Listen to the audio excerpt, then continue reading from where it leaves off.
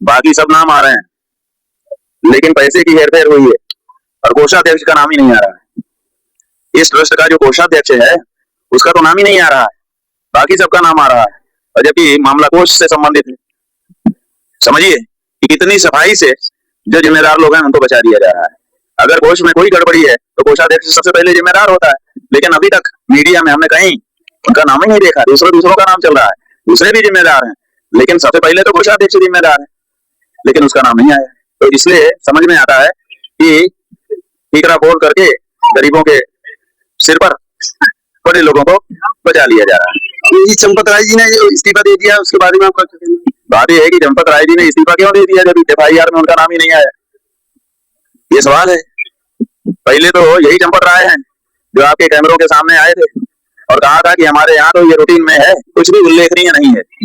ये सब उनके लिए रूटीन था, रोज जो चोरी हो रही थी रूटीन ही था। सही है, गलत क्या कहा था उन्होंने, सही कह दिया था। तो जब उनके लिए ये सब रूटीन है तो फिर अब कैसे नैतिकता उनकी जाग गई? इसका मतलब है कि अभी भी किसी को बचाने के लिए चंपत राय को कहा गया कि तुम इस्तीफा दे दो ताकि मामला थोड़ा ठंडा हो।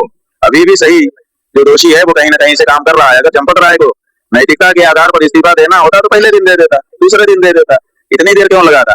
और इतनी देर लगाने के बाद भी देखिए उनका इस्तीफा हो गया। आप लोग दिन भर के आस लगाते रहेंगे कि सही में हुआ है कि नहीं हुआ है, हुआ है कि नहीं हुआ है। होता तो एक रिकॉर्डिंग बोल देते कि भाई मैंने इस्तीफा दे दिया है, ये देखो, काम खत्म था। लेकिन अपने मुंह से उन्होंने कहा भी नहीं। इसका मतलब कि उनके ऊपर भी दबाव डाल करके उनसे इस्तीफा लिया जा रहा है, असल में किसी और को ही बचाया जा रहा है।